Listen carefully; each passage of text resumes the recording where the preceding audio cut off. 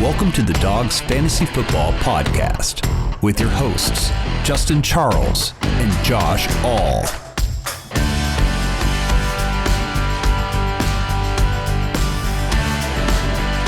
What's up, everybody? Welcome back to another episode of the Dawgs Fantasy Football Podcast.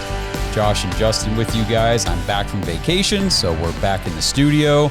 And it's about the right time to do so because there's some news to talk about. Yeah. And what we really want to do is start breaking down fantasy relevant options from each division, kind of talk about who the strong teams are, who the teams you might want to shy away from some of their players, and you know what players to focus on with each team and all that kind of stuff. So today the plan, and you guys who watch the show know that we don't always go according to plan, but the plan is to do the North.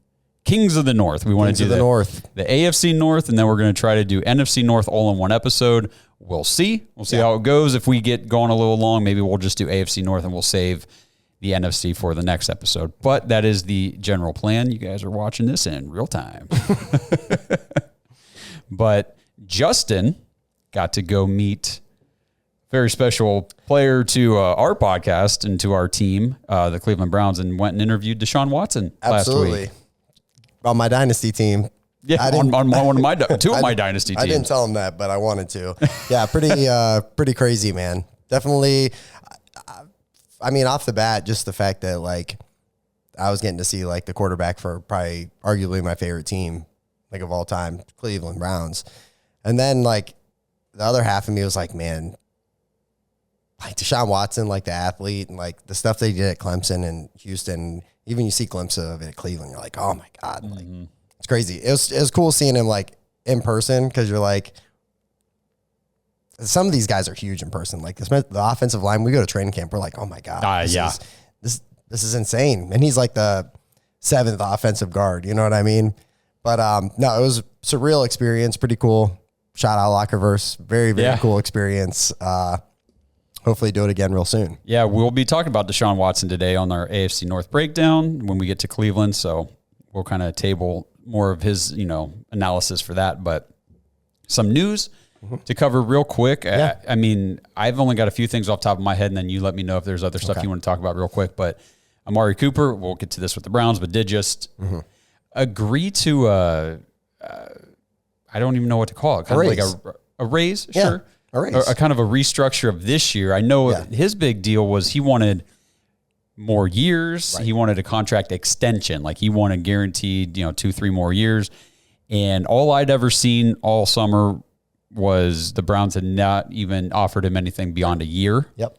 And here we are. That's exactly what happened. So they basically guaranteed the $20 million that he had left on his contract for this season. So he's going to make that no matter what now because he had like forget what his dead cap was. Okay. Or, I mean, it was like a $12 million savings, so it must have been like an $8 million dead cap. Okay. So, like, they could have moved on from him if they wanted to. Yeah. Did not. They decided not to, which is great for the team. Yeah, definitely need him.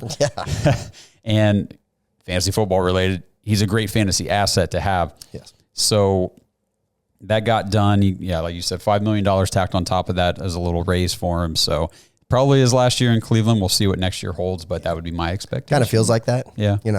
Which, hey, you know what? He's 30. He'll be 31 next year. Like, it's about that time. Yeah. Unfortunately, I'm not. Yeah. And who knows? Maybe he goes on in his continued success, I just don't think it's with Cleveland. But, I mean, he's been huge for the Browns. He's been the number one option from day one. And it was everything that we need him to be. Absolutely. And really, I mean, and we'll talk about this on the other show too, but I just think it's smart of the Browns to be able to get this done this way because they also do reserve that, opportunity to pursue him next year if they want to say, hey, look, okay, we've got the money. This is what the cap went up to. We can pay you this. Do you want to come back? They can offer him an extension or they just move on. Yeah. They've already paid Jerry Jeudy. Yeah. Put 1,200 yards up again. Okay. Hey, maybe we can get another year out of this thing. But yeah, no, I'm with you, man. And then I saw a video clip today. Actually, it wasn't too long ago. Brandon Ayuk walked off the San Francisco 49ers practice field with John Lynch and headed into the locker room. So don't really know what was going on there. He was not dressed for practice. He was in street clothes, and it was just weird seeing the rest of the team out there working, and here he comes walking off with the GM. So not really sure what's going on. No, he requested a trade, said he really doesn't want to be in San Francisco anymore because they're not giving him the deal that he wants and all that kind of stuff. So We'll see. We'll see if he gets moved or not. That's all I saw about it. He was a watcher of practice, just A watcher of practice. just on the sidelines.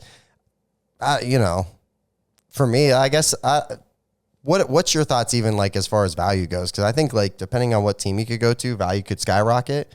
But then also, who knows what happens with Debo if this is, the last couple seasons Debo will be with 49ers. It's already like a trade kind of buzz, both of those guys. But if he was like the number one option somewhere with a decent quarterback, he could be of great value. But like right now, I'm like, sucks. If he goes to a team like Pittsburgh, Okay. I think the value is lateral or less. Okay. You know what I'm saying? Yeah. Because in San Francisco, there's a lot of mouths to feed. Yes. He doesn't get a ton of targets. He's efficient with them, but it's not like he's getting 150 plus targets. He's kind of a lower volume type of receiver. Fair. He goes to Pittsburgh. The situation's different, but the result I think is the same. He's going to be a lower volume receiver because they're not going to throw the ball a ton. Right. Yeah. And I think his value is either going to stay the same or go down. If he goes to a good team with a higher volume passing offense, a good quarterback. Yeah.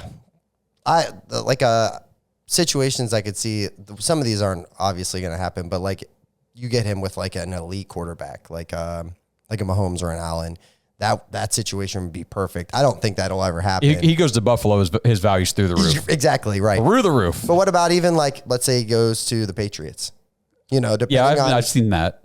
What happens with Drake May / Jacoby Brissett, but he would be clear-cut number one. Dude. Yeah, he would be that guy. As good as Pop Douglas is. Pop's a good slot receiver. Yeah, he's not Brandon Ayuk. So exactly. I could see that where potentially the value should go up, but we'll see what they are this year. And, who knows? Maybe most likely he just stays in San Francisco this year. You would think so. And we'll see what happens with that.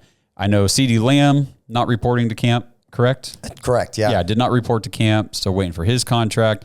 Saw reports that the Cowboys are prioritizing CeeDee Lamb over extending Dak Prescott.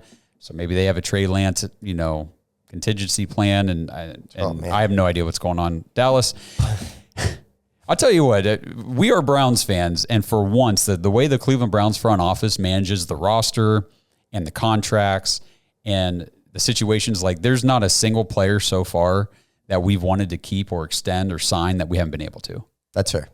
Is there anybody? I think maybe like the closest one for me would be like Jarvis, but you see like what the last couple of years have been with Jarvis and his health and everything. So you're like, okay, obviously They saw it.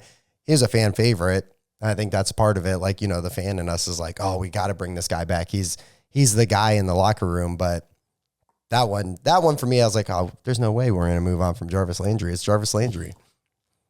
We did move on at the right time. Yes, at the exact right time. So, and who knows? Maybe I love Amari Cooper. I don't obviously want to see any of these guys' careers tank, but maybe that's what's going to happen there. Who knows? Trying to think if there's any other big news from around the league. The only interesting stuff that Nick Chubb's on the pup. We knew that was going to happen. That was going to, I feel like he'll start the season on pup would be my guess. Yeah. Don't expect to see him at practice, training camp, preseason games, none of that stuff. Yeah, that's fair.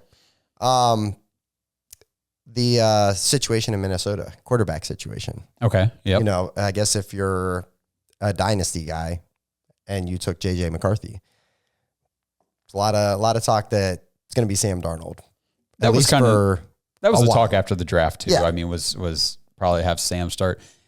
Let's just do a quick sidebar. So you're an NFL GM. Okay. You draft a quarterback in the top 10 or in the first round because you need one. Mm-hmm.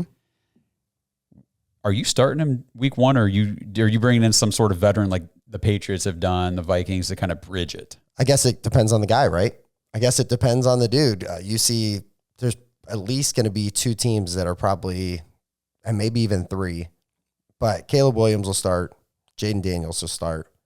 And I feel like just based on what they did in college, you feel comfortable, especially Chicago. Like, oh yeah, they're now. Are there going to be growing pains? Yes, obviously. I don't expect this dude to go out and be MVP his first season at all, but they've set him up to be as successful as you could be as far as first year quarterback. But I don't know, man. See, I'm kind of on the side of like, If you're drafting a quarterback in the first round and you're not the Atlanta Falcons, obviously, you're drafting him to be your guy, not your backup and then future guy. But it probably means you're not competing for Super Bowl this year. It's very difficult to compete for Super Bowl with a rookie quarterback. If you're in that situation where you need to draft a rookie quarterback, your team's probably on the retool, the rebuild, whatever. It's not, you're not. Or just not good. Or just not good. I guess I'm trying to be too nice about it. You might suck. Yeah. For me, it's like, I think the best way for these guys to get experience is to just play. And I would, man, especially if you're taking a guy in the first round, it's like, dude, we expect you to be ready. You're going to go through training camp. You're going to go through preseason. Then you're just going to play. Yeah. You're just going to play. Go out there, get your bumps, take your lumps, make your mistakes, learn from them. And then year 2, we can come back stronger. I mean, will it work out? You would think, like history has said the last few, I would say maybe going back 5 years, that probably not, right? Right. Most of those guys. But you want to know. Right. That's the thing. Like, it's different when you have like Jordan Love sitting behind Aaron Rodgers versus J.J. McCarthy sitting behind Sam Darnold. Like, that's not the same situation. Or like, let's say Denver. You've got Zach Wilson, Jarrett Stidham. Bo Nix needs to be out there week 1. Yeah. So like week 1. Who's teaching who stuff? You know what I mean? Exactly. Like, I guess you would think Jarrett Stidham would be teaching the younger guys, but. And how many games are you winning with Jarrett Stidham that you're not going to win with Bo Nix? Right. If you drafted Bo Nix to be your future, you think he's good enough to be a first round pick. Right. And went up and got him. Play him. Yep. So, and I think they will, honestly. When we get to Denver, we'll talk about that. But I think if Bo Nix doesn't start week 1, by week 5, he's the starter, I think. You would think, at least to see what you have. Yeah, absolutely. Then you're dipping back in again, or you're testing free agency, or maybe you want Dak Prescott in Denver. You know what I mean? Maybe you're going to pay him to come out there. Probably not, but. I've actually been hearing good things about Bo Nix. Dude he's started 60+ games in college, the most ever. I mean, he's 24. He's a very seasoned football player, and to run Sean Payton's offense, I have come around big time on Bo Nix, and I actually think he's going to work. I went from the draft night going, what the hell are the Broncos doing, to now I'm like, yeah, I think this is going to work for them. Now, is he going to be elite? Right. But can he work? I think he can work for the NFL. Yeah. And then Sean Payton has talked him up, highly talked him up. So now, is that coach speak? Is that just going through the motions? It sounds like he's the guy. And there was analysts that liked him, said he was one of the better ones, had the most, I guess NFL ready arm and stuff like that.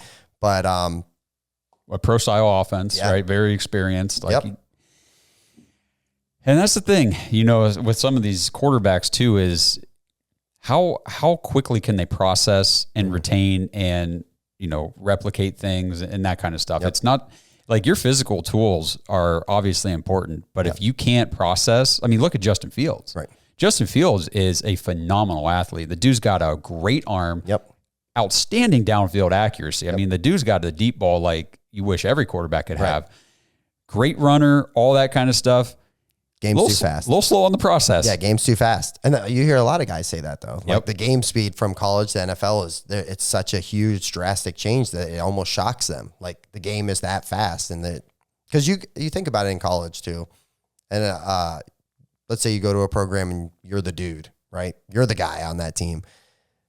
You go to the pro, there's every one of those guys in that roster might have been the dude at their college. You know what I mean? Like, it's that they were deep. The guy. It's that tough to be in the NFL. So it's kind of one of those things, I guess, It is. If there was a clear cut, easy formula on how to evaluate these guys, everybody would get it right. Yeah. But there's not, so we don't. Yeah. I mean, hell, Cleveland was doing it for 20 years. We were trying to figure things out. We think we're good. We think we're heading the right direction. Well, with that, let's just transition straight into the AFC and let's AFC North, and let's just start with Cleveland because we know it so well. Let's just knock it out, get it out of the way, and talk about the Browns. Yeah. Finished second in the division last year with so many injuries, just crazy. all the injuries. 5 different quarterbacks started for them, and yet still made the playoffs. So I expect this team to be good. I expect the offense. We've talked about it a ton this offseason. They bring in Ken Dorsey, basically an entire new offensive coaching staff aside from the wide receiver coach, oddly enough. And it's a whole new recipe on offense. It's going to be more spread. It's going to be more open. Yep. You guys talked to Deshaun about it last week. He's excited about it. We've heard, David Njoku's come out and talked about, like, it's going to be really nice offense. What do you call it? Juicy. I think he called it real juicy. We heard some of this buzz last year from reporters that, the Browns offense was supposed to be more explosive. And then when they got to training camp, the reports started coming out like, yeah, we're not really seeing it. Yeah. Wasn't as explosive. I know when we went up, we were like, eh. And then we got to the season. It was like, okay, it is kind of the same old. Yeah.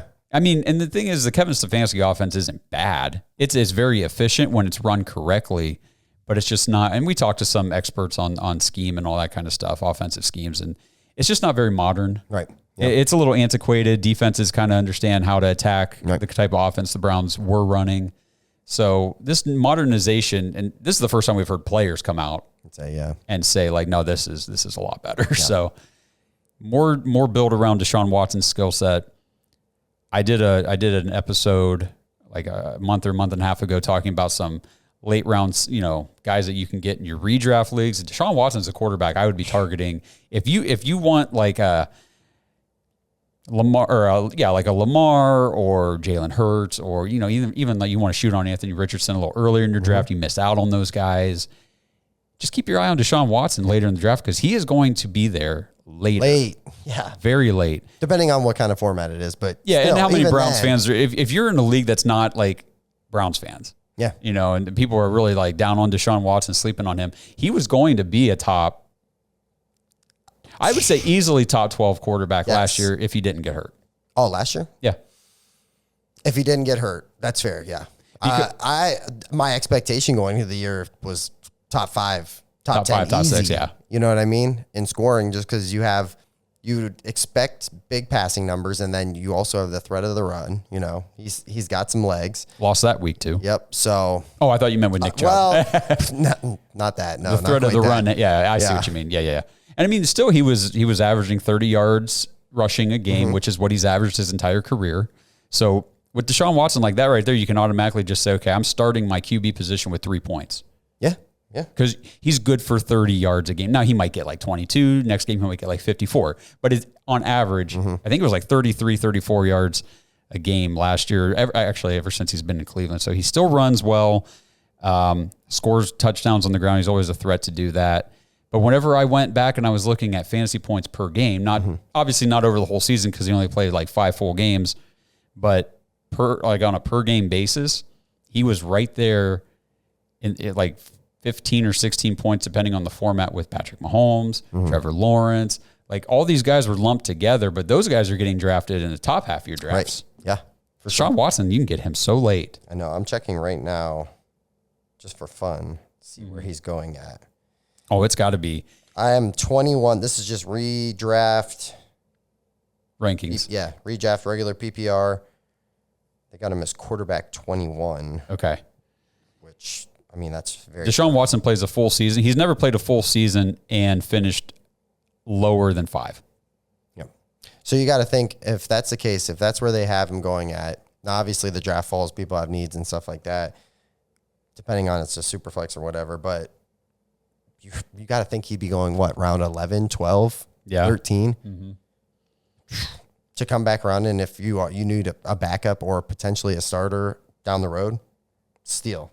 Yeah. It's a steal. And he'd be the perfect guy to pair up if you wait on quarterback and you grab like Kirk Cousins or hell, Aaron Rodgers. Right. Some of these, not sure. Maybe these older, more like pocket passing type of quarterback. They're going to put up some yards, some touchdowns, but there's some volatility there, and they don't have like the huge ceiling upside. Grab Deshaun Watson as your second quarterback. Throw him on your bench, and just wait and see what happens the first couple of weeks, because I really do think he's going to be very good for fantasy this year. I agree.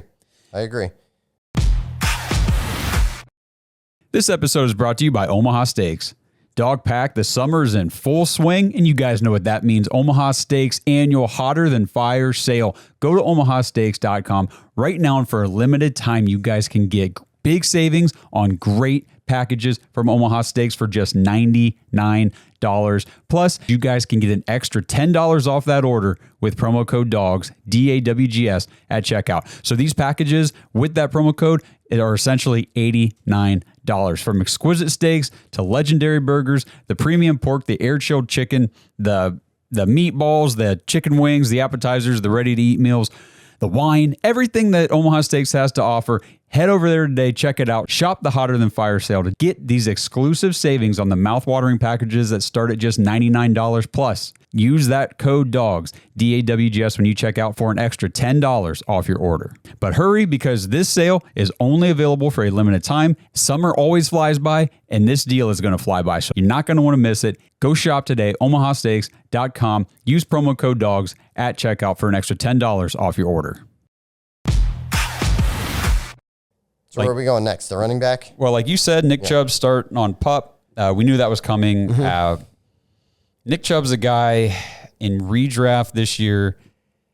If you want, I don't know where he's going, I guess would be that's kind fair. of the starter of the conversation. Depending on where he's going, if you wanted to draft him and then throw him into your IR spot after the draft is over and then pick somebody off waivers, I don't hate that.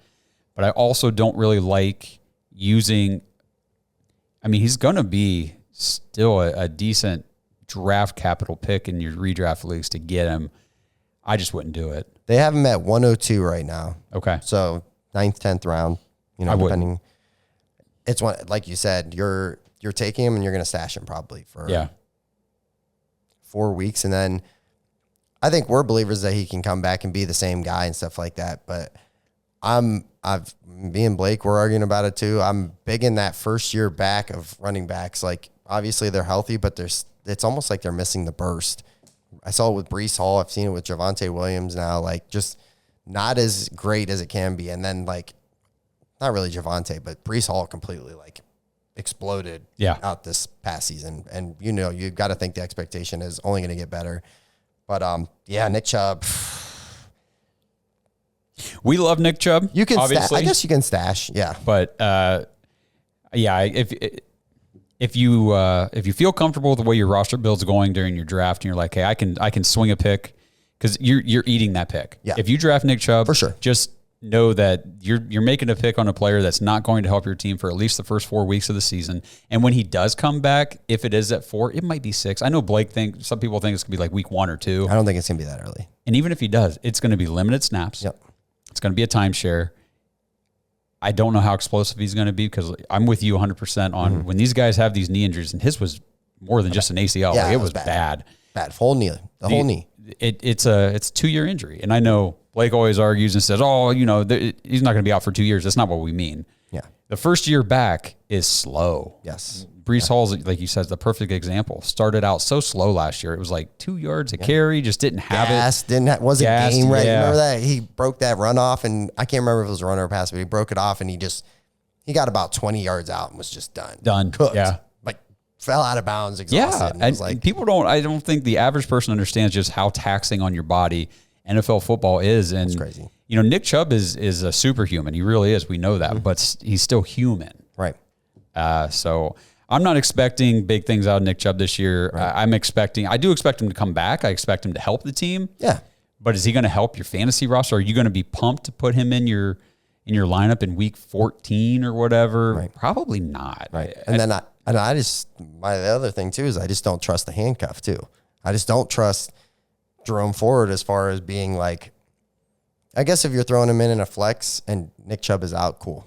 That's fine. I guess we've seen him, have burst games, but I've also seen him not look efficient. Jerome Ford's a guy that I'm trying to get late in my draft, and I know that, okay, this is going to be a potential running back fill-in, flex play for the first 4, 5, 6 weeks of the year. Fair. And then I'm probably moving off of him. I'm dropping him and picking somebody up. As soon as Nick Chubb comes back, I know that he's not going to get enough volume to be good. Now, maybe he'll be more efficient in the new offense in Cleveland. I don't know. But last year, if it weren't for some big receiving games, touchdowns, big break-off runs, like he wouldn't have been worth playing. So Deontay Foreman is another one to keep your eye on, especially if Nick Chubb is out for the first however many weeks. Foreman could have that Kareem Hunt role where he could be racking up touchdowns. If he gets 4 or 5 catches a game, maybe 20 receiving yards, 50 rushing, touchdowns. That could be good in a flex or an RB2 spot. 11, 12, you never know. Yeah, That's not bad, depending on what format. If you're 0 RBing this thing and going wide receiver heavy in the other positions, look if Foreman will be there late. Yeah. You'll have to see what happens with like training camp and stuff like that. Cause I think that is going to be an interesting battle. Like it will. Jerome Ford and Foreman, but yeah. I mean, Nyheim Hines is on the NFI list. I don't think he's going to be relevant for fantasy. Right. Deep sleeper stash is Aiden Robbins. Yeah. Probably not a lot of people know outside of Cleveland Browns fans know about him, but depending on how camp goes, I mean, he could end up knocking Deontay Foreman out of a job. Yeah. Who knows? I mean, the kid is young. He's explosive. He's got juice. He's big. He's big kid. Yeah, big bruising back, and he can catch and pass block. So he's a UDFA long shot, but at the same time, we see these guys work out more often. 33% of the league is undrafted free agents. So it's crazy. Wide receivers. Yeah. Mari Cooper. Draft him. Yep. Absolutely. He'll be a wide receiver 1 as long as, health and everything. But I think on a points per game basis, he'll be a wide receiver 1 for sure. Yeah. When he was in full games with Deshaun Watson, he was good. Yeah. And even with Flacco. He had monster games with Flacco. A lot of the misconception is that he was better with Flacco than Deshaun. And I did the whole breakdown over the winter and everything. It was basically the same. He is the same no matter who's at quarterback. So Amari Cooper is one of those guys you just plug and play. Yep. Jacoby Brissett. When it was Jacoby Brissett, it was still fine. So, I agree. He did okay with PJ Walker and stuff. Mm-hmm. So, I mean, just Amari Cooper's good. Yep. What about Judy? What about Jerry Judy? I'm higher on Judy than I think a lot of fantasy people are. Okay. I think that he's got it. I think he's got the skills. He's got the talent, and he just needs the opportunity with the right. He just needs to be in the right situation. I think he finally is. Do you see him as a wide receiver too? Or do you see him as maybe he can get you 8 or 9 a game? You know what I mean? Like a flex or a deep flex start. He would be, I'm not drafting him to be my wide receiver 2. Right. Okay. I really would like to have 3 wide receivers that I feel good about on my build before I draft him. Right. That's fair. Okay. Does that sound about right? Yeah. No, I think he's got potential weeks where he could blow up and have a 36-point game, and you're like, damn. But I also think there's going to be games, not necessarily where he just sucks, but where the ball doesn't go to him. 3 catches, 30 yards or something like that. Yeah, because Amari Cooper had 8 for 120, and David Njoku got 5 for 67, and and that kind of stuff. So anybody deeper past that? I'm not drafting anybody else. I'm not drafting Elijah Moore. Right. I'm not drafting Cedric Tillman. I mean, these are guys that in Dynasty, if you want to throw them on your bench or whatever, cool. I'm not going out and actively trying to trade for them or anything. No. Okay. Outside of that, not really. Yep. And then it's David Njoku. Yeah, absolutely. Where's he at for you as far as tight ends go? Are we talking fantasy or are we talking real life? No, we're talking fantasy football. Okay. I would say I'm curious to see if last year continues into this year, which I would think it would, because he kind of popped off at the end of last year and had some huge monster games where I think he put himself into the discussion as top 5 kind of guy. He can be that guy. The only problem that I have with Cleveland, and I figure he'll be fine, is there's just a lot of mouths to feed. You know what I mean? But if it is this, I don't want to call it an air raid offense, but open, we're throwing it all, throwing the ball all over the yard. He's going to get targets, and he's such a big body and everything that he can dominate and win matchups, especially with a linebacker. He could have a huge year. He could. Absolutely. He definitely broke out at the end of the season and showed that he can be an elite offensive weapon. Yes. Yeah. In the passing game for sure. I know a lot of people are concerned because the games he played with Deshaun Watson last year, it goes 3 targets, 2 receptions, 24 yards, 4 targets, 4 receptions, 48 yards, 4 targets, 4 receptions, 20 yards. And then it goes 6 targets, 4 catches, 26 yards. And then the Baltimore game, 9 targets, 6 receptions, 58 yards. And he caught 1 touchdown. Right. From Watson. So you could look at that and be a little alarmed, I guess, if you're looking at it. And then but the other side of that too, is that was the first half of the year. Yeah. And I don't think the Browns were using David Njoku the way they did the second half of the year. So what carries over into 2024? The utilization or the low target rate from the quarterback? Was he just not being sent on the same amount of routes or put in that position? Completely fair. Right. We don't know. That's the thing. So and here's my thing too. It's tight end. I feel like you're taking, unless you have Travis Kelce or I have Trey McBride in leagues, and I'm very certain that he's going to have a monster year, right? But then in the back of my head also, I'm going, he's a tight end. You know what I mean? Like, how many times do they pop, or you think you have something and you don't? For me, like David Njoku, easy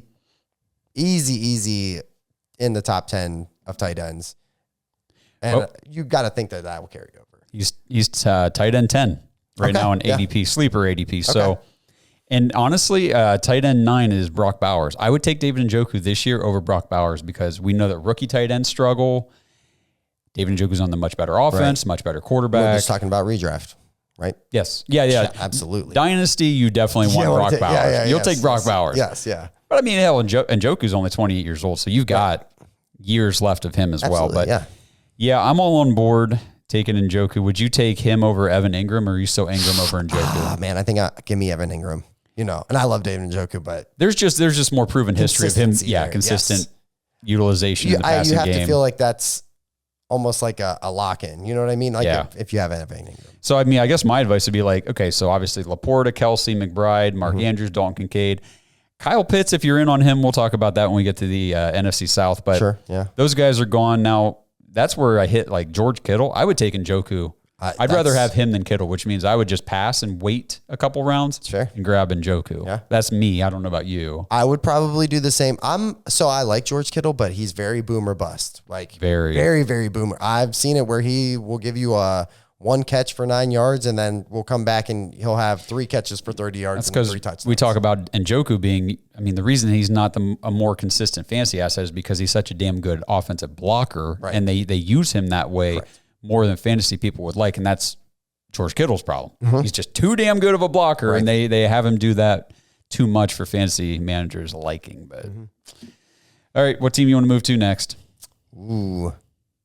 Let's do either Baltimore or Cincinnati. I feel like they're just a little bit more. Let's stay in Ohio. Let's go to Cincinnati. Okay, cool. Yeah. So Joe Burrow played 4 seasons in the NFL and finished 2 of them. Yeah. So to me, there's just a little more of a hesitancy whenever I'm going through my redrafts thinking, is he going to Can he stay upright? Can he?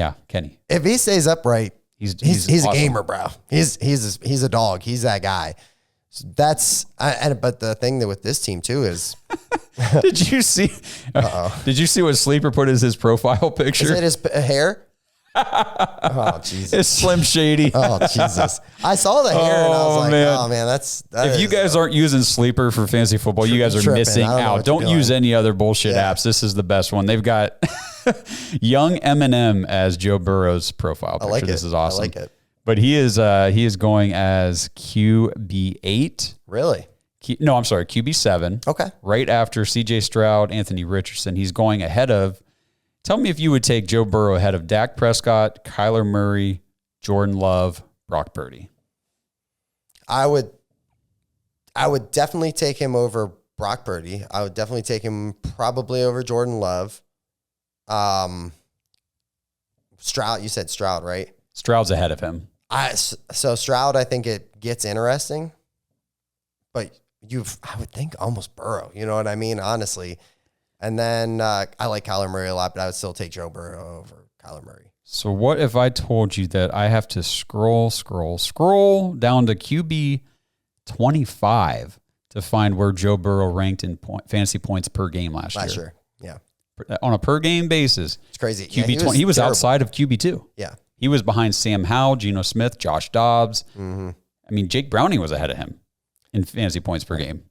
So I guess this is just my opinion, and I don't actually own any Joe Burrow stocks. I don't either. 0 shares, and trust me, I wish I did in some leagues.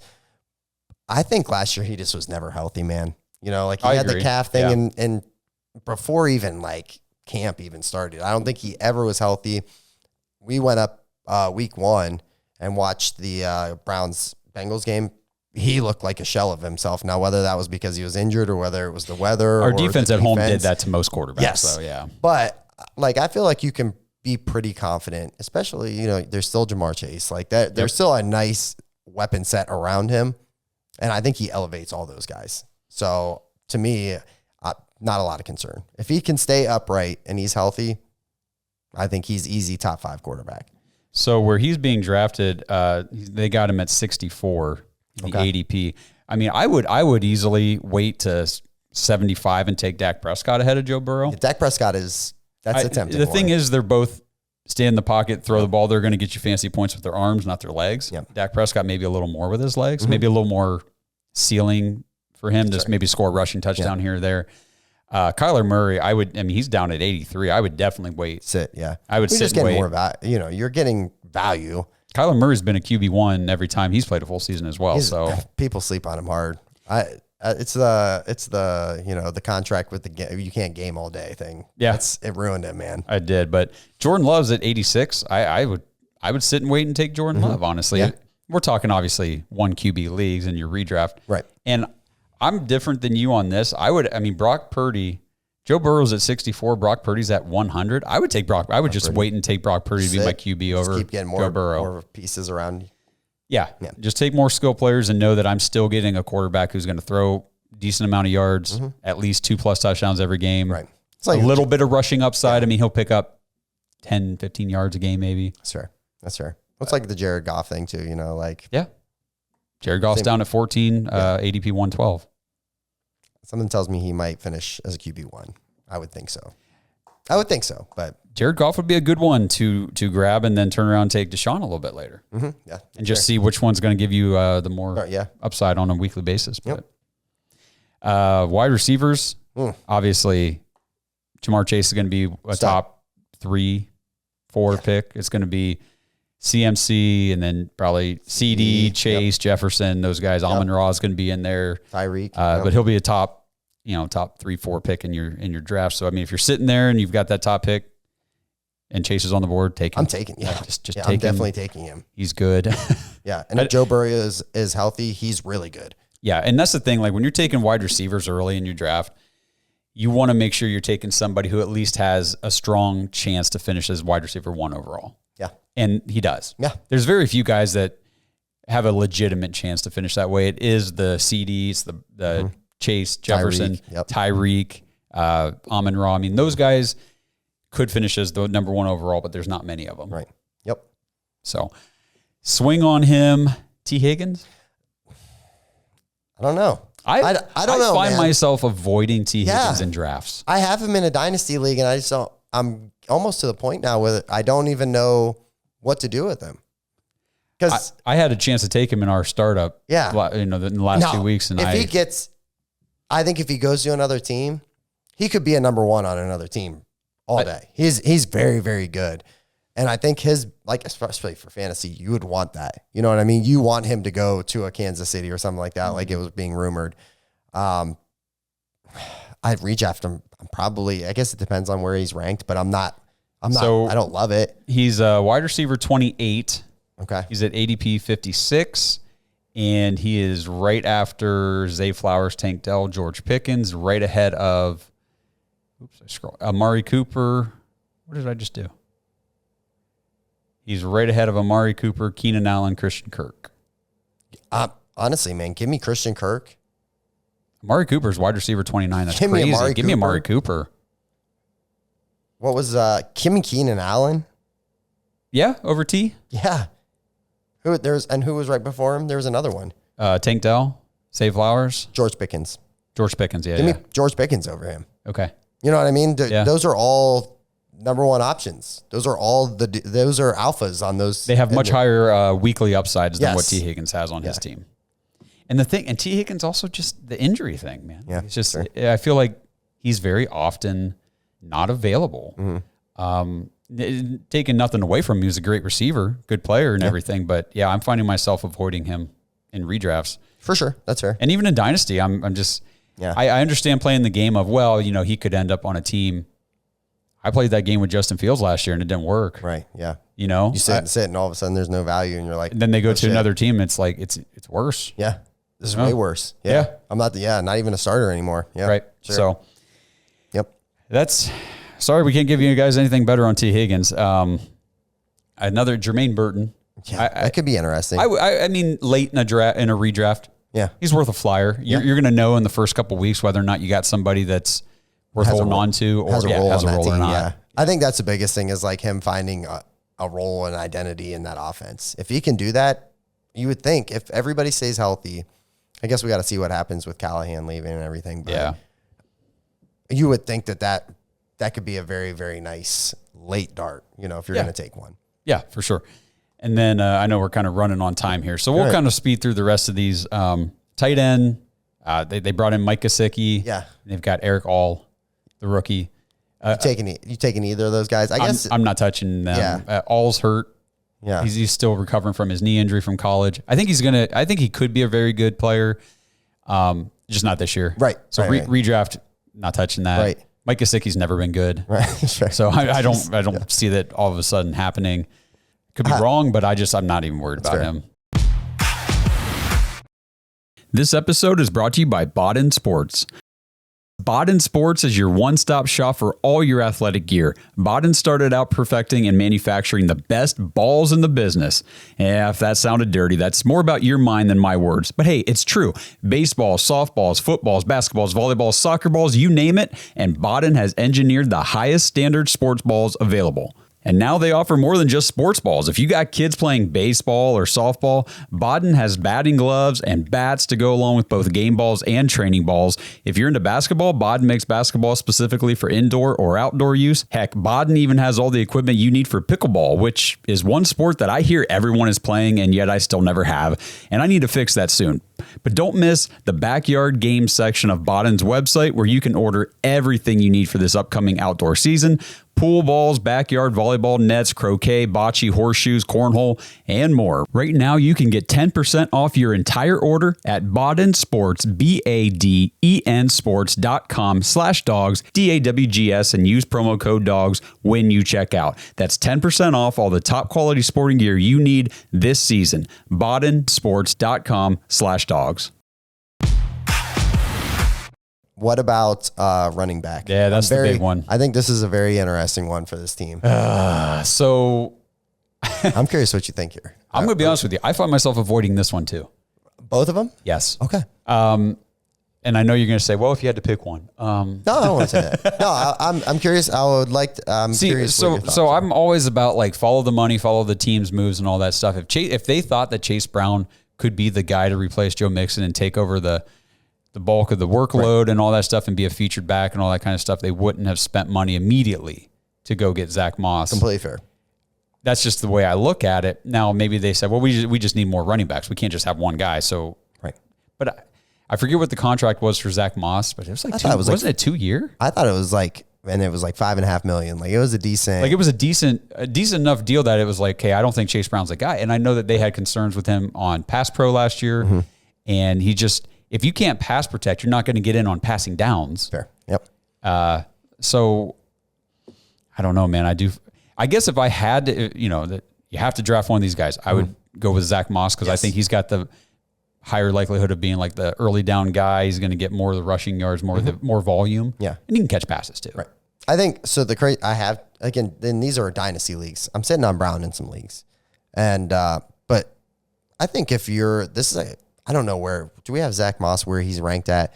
I'm just curious. For redraft? Yeah, for redraft. I'm guessing he's going to be decently far down. Yeah, he is. Let's see, a wide receiver. I still haven't gotten to him yet. 30. Okay. ADP of 95. Okay. You're getting a starter. You're getting a running back starter super late. Last year, he filled in for Jonathan Taylor and was a guy. He was a legit fantasy asset while he took that role on. And I think that he takes that role in Cincinnati. I think Chase, he'll have packages and stuff set up and developed for him. But I don't, like you said, I don't think he's the workhorse. I think, and Moss, I think will be like he'll be the guy. Yeah. I think that this backfield has a very strong potential to give you guys more headaches than happiness. I think, you're going to roster one of these guys. You're going to expect something out of them, and chances are you're not going to get what you expect. It's going to be very split. They're going to go pass heavy. Yeah. The receivers are going to benefit. The running backs are going to be ho-hum. You might have a big game here and there, but you're just never going to know when. Where do they have Chase Brown ranked? So Zach Moss was at 30. Yeah. Chase Brown. Got to think he's 40. So he's down he's a dart. He's done at 124. I think that's kind of where he should be too. You know what I mean? Like he's right. I mean, Jerome Ford's at 41. I would take Jerome Ford over him just because I know that Jerome Ford has a role, right and you would think so. I would say guaranteed workload for at least 4 weeks. Yeah. Which unless training camp goes completely differently. But in your redraft fantasy leagues, you got to play the season in chunks. So whenever I'm drafting, especially after like round 7 or 8, and I'm like, hey, I kind of got my core built. Now I'm focused on, I need to win my first chunk of the season. Okay. I need to go at worst 2-2, 3-1. I need to make sure this, I can come out of the first chunk. Okay. So who's going to help me do that? And I just think Jerome Ford would be better than Chase Brown, especially because I think Zach Moss starts off the season. I think even if things change down the road. Yeah. I think that's how it's going to start, but it's fair.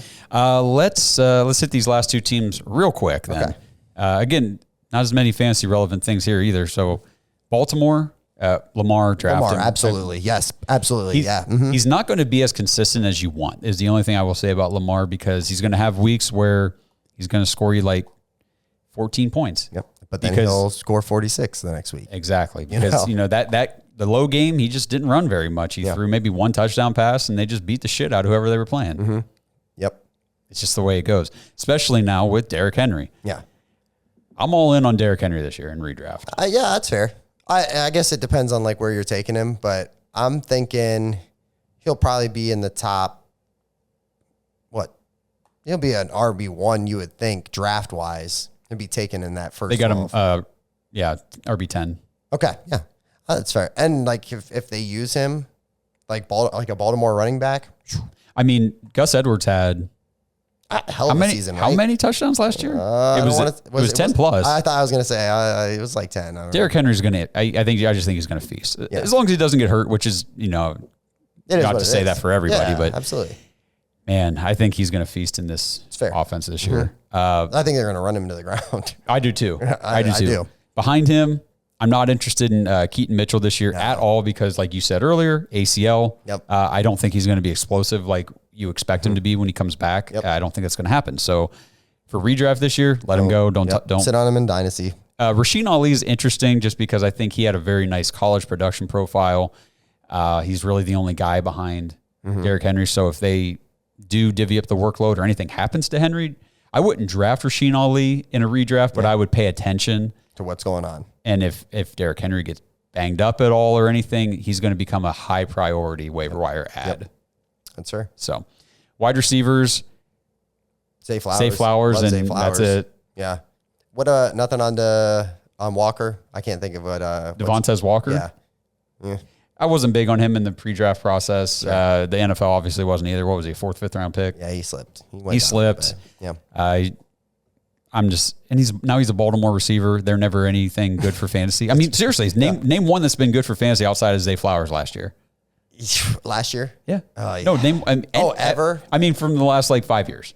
Any Baltimore receiver that you've been like, I want to put this guy in my lineup. I mean, I guess you would say Hollywood Brown. Then maybe a little bit of Hollywood, but Hollywood. Then that's why Zay Flowers is interesting. Yeah. But outside of Zay Flowers, no. Yeah. I'm not interested in anybody from that team. Just the other guy. Just Mark Andrews. That's it. That's it. Yep. And where he's being drafted, I mean, I think he's a nice value this year because, Sam Laporta, Travis Kelce, Trey McBride. I mean, did Travis Kelce fall off a little bit last year? Did we start to see the decline? I don't know. Yeah. Maybe. Sam Laporta. Is it a hot flash? Hot flash. I mean, obviously he's very talented. Not the number one option on his team. Fair. Trey McBride. Not the number one option. Not the number one option. Yeah. Mark Andrews. Yes. So he's that dude. So you would think, Derrick Henry. And then passing option. Yeah. Then once we throw the ball, you would think so. Unless maybe Zay Flowers takes a step because I mean he looked last year like he could play the part. Yeah. He looked like a very talented kid. So, but I'm with you, Mark Andrews. Yeah. Yep. And then we'll just do the Steelers real quick because offensively, I mean, and obviously we hate Steelers as Browns fans, but fantasy-wise, this isn't being hate. They just don't have a whole lot. I mean, it's going to be a very Arthur Smith. We'll see what kind of offense they roll out there with. It was not fun in Atlanta. What a douchebag for fantasy managers he was. Russell Wilson, Justin Fields. Are you in on either of those guys? No. And redraft, I'm probably not at all. No. Even if they come out through training camp and say like this one guy is the bona fide starter. Like he's going to be the guy. We're rolling with Russ. Yeah. I don't really care. They're not going to throw the ball enough for me to say, well, I'm putting him in my quarterback spot. He's definitely going to be a streamer. Would you ever think about grabbing Fields late, or just picking him up? I took him late in our dynasty startup. I think that's smart. But in a redraft, no. Okay. Nah, again, waiver wire, watch. Yep. See what's going on. If there's rumblings in the news cycle about, maybe they're not happy with Russ or he's getting into whatever in the locker, then maybe it's like, I'm going to sneak Justin onto my bench just to see what happens here. I mean, just with the rushing upside, But I wouldn't draft him. Okay. Unless they come out in training camp and say he's the starter. Well, then draft absolutely him. Draft him, yeah. But I wouldn't draft Russ. Yeah. Sure. Again, unless I'm taking him like super late to be my quarterback 2 as a bench player, but I think that you can find better quarterbacks later. So, what about running back? I like Jaylen Warren way better than Najee Harris. Okay. Me too. I think that, and again, this is going to be very similar to my Cincinnati backfield take. I think it's going to suck for fantasy. I think you're going to be pissed, frustrated. I think you're going to start one, and it's going to be the other guy gets the touchdowns, and then you're going to start the other guy. I think it's going to be frustrating. I agree. I have Warren in dynasty leagues, and I think I got him in one too. You know what I mean? I like him. I think he's the better, more explosive back. Yeah. But I think they're going to, Arthur Smith did this with Bijan last year. Like he's just going to use running backs the way he wants to. Yeah. And it's not going to be the way that makes sense. Maybe Jaylen Warren's this year's Tyler Algier. Right. And the thing is, it doesn't make sense for fantasy. It doesn't make sense for the team. Like, obviously using Bijan at the goal line would be better because he's more talented. But no, they were like, you know what, let's use Cordero Patterson, who the Steelers signed. So I'm telling you guys right now, draft Steelers running backs at your discretion. Because it might not be good. Receivers, George Pickens. Yes. Check out. Yep. Maybe Roman Wilson. Roman Wilson to me would be a waiver wire guy to watch. Yeah. I don't think I would draft him just because I really don't think they're going to be a very explosive offense. That's fair. So why would... I'd be very surprised. So Pickens I'm in, just because the upside is there. I feel like, you can take a dart there. But after that, it's pretty rough. I'm probably... Even Roman Wilson, I'm not drafting, so I'm with you on that. If I'm taking another pass catcher from the offense, it's going to be Pat Freiermuth. Yeah, because, which I'm okay with. And I know he was injured some last year and kind of had like a year, but I think that he is poised in an Arthur Smith offense to actually be a focal point because over the middle.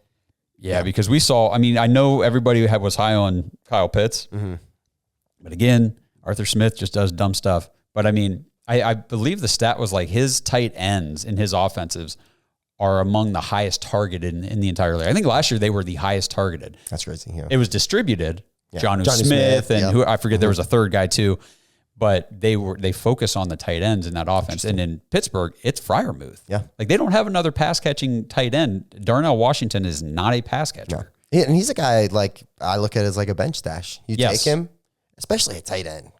And that's the thing. If you don't get one of the early guys that okay, I took Sam Laporta early, and he's going to be in my tight end spot every week. Or Travis Kelce. Exactly. One of those guys. But if you take David Njoku, or one of these guys, Jake Ferguson, maybe, and see just to see like is he going to be consistent enough to play every week or not? And then you got another guy that could Freiermuth. be. Yeah. Yep. Yeah. Agreed. Completely. Okay. Cool. So I think that pretty much wraps up the AFC North. Yeah. Looks like we're going to have to do the next division next week. I think that's exactly what's going to have to happen. Yeah. Yeah. So if you guys have any comments, questions, anything, drop them in the, down in the comments section. We didn't say any of this at the beginning. Who are we missing? Yeah. Who's a guy that you guys think? Yeah. Deep stash sleepers and stuff like that. We want to hear what you guys think, what you got going on. Yep. But overall, for redraft, I think we hit pretty much the draftable people and whether or not you should be in or kind of weary of or just stay completely away from. Fair. Do not buy the Rashad Bateman hype. I've been seeing Stay away from all that. I'm telling you right now, it's not going to work, but we'll see. Who knows? I could be eating my words here in a couple months, but I doubt it. Make sure you guys like the video, subscribe on YouTube, help us out. If you're listening on audio, drop us a 5-star review on Apple and a 5-star rating on Spotify. We really appreciate all that stuff. And share it around. Help us get a little more exposure with this stuff. We love just sitting here talking fantasy. Love it. if you guys like it too, help us out, share it so that way we can just keep doing more of it. But we'll get through the rest of these divisional breakdowns in the coming weeks as these, training camp goes on, preseason goes on. We'll have a lot more news to talk about. Some unfortunate injuries are going to happen. Happens every year. So just be prepared and we'll talk about it and what they mean. So appreciate you guys. We will talk to you in the next one.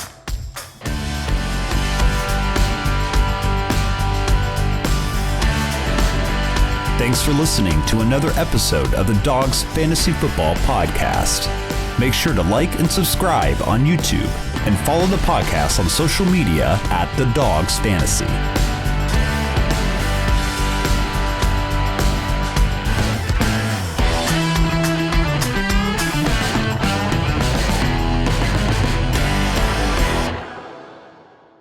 This episode is brought to you by Danger Coffee. We talk about how Danger Coffee is made free from mold toxins that are in 45% of the world's coffee, but that's not all that Danger Coffee has to offer.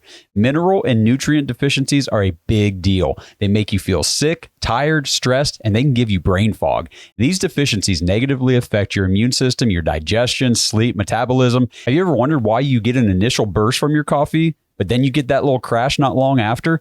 Danger Coffee's patent-pending process remineralizes your body with more than 50 trace minerals and electrolytes, leaving you more energized, engaged, powerful. These micronutrients enter the cells to boost performance. They bind to toxins to provide detoxification support. I know that sounds like a lot, but the bottom line, guys, is minerals matter, and most of us really don't get enough of them on a daily basis. Danger Coffee delivers micronutrients, plus it gives you access to the minerals you already have.